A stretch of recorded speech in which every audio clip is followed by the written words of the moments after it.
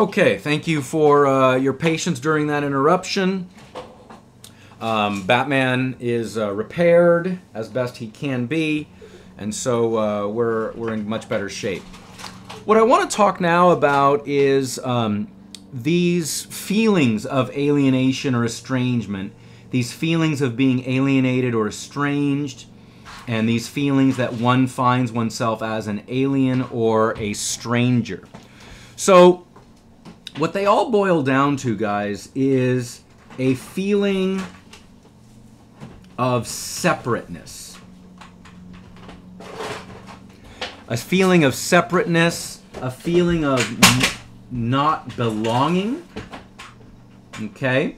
And that separateness can be from others, it can be from society, it can even be a kind of separateness from nature.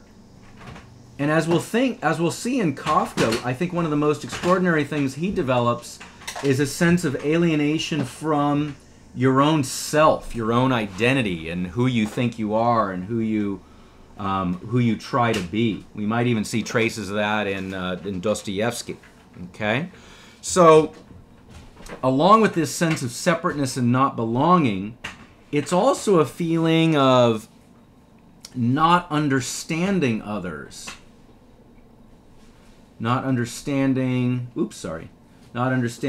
others, not understanding yourself, not understanding society, not understanding nature.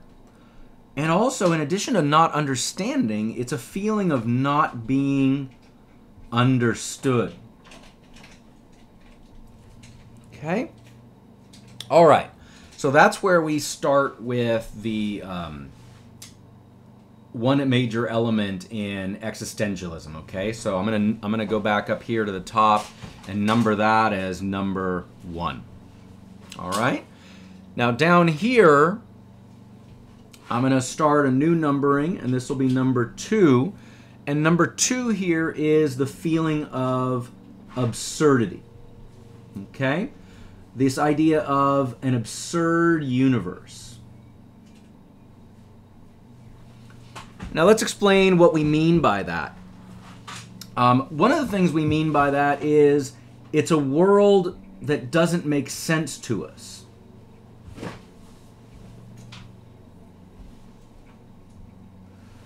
Sorry, that should be us.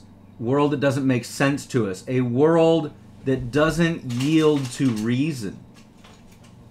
Okay?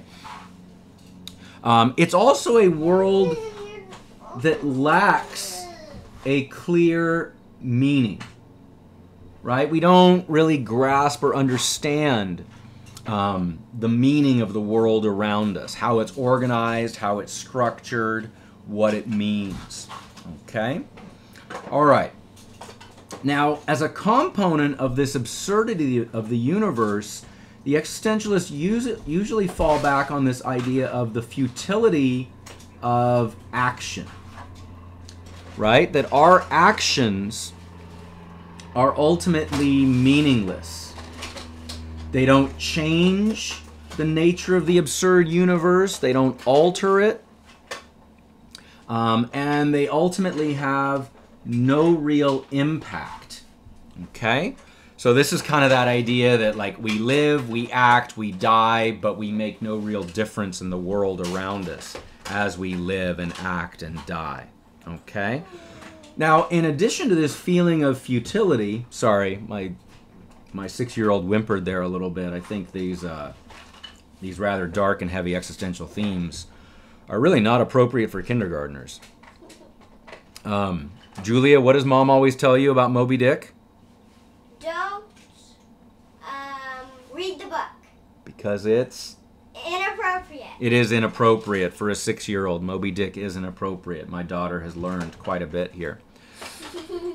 Okay, so the last...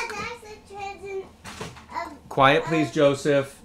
The last component of absurdity in the universe is the lack of moral values. The uncertainty we feel regarding moral value in the universe. Okay? So those are our components of absurdity. All right? Okay, I'm going to pause this one right here, and we're going to get to the last of the 3 components, and that'll be the last video you watch, and then that'll segue into a discussion for us. All right?